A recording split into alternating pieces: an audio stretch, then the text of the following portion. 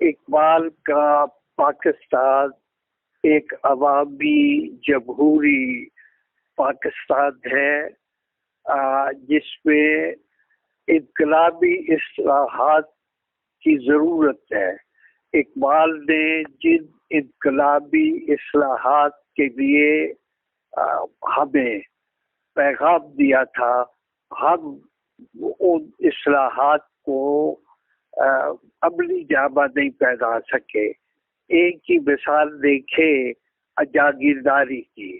اقبال سمجھتے تھے کہ جاگیرداری اسلام کے بھی خلاف ہے، اور پاکستان میں ان کے خیال میں جاگیرداری نظام کی کوئی گنجائش نہیں، لیکن ابھی تک پاکستان پر جاگیرداری نظام مسلط ہے، اور ایک بڑا سبب ہے پاکستان کی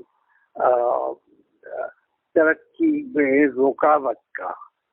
تو میں سمجھتا ہوں کہ اگر آج کے دن ہم یہ عزم کر لیں کہ اقبال کے تصورات کو پاکستان کی عملی زندگی میں نافذ کر دیں گے، ان پہ عمل شروع کر دیں گے، تو یہ اقبال پہ تو کوئی احسان نہیں ہوگا، لیکن ہماری آنے والی نسلوں پر بہت بڑا احسان ہوگا۔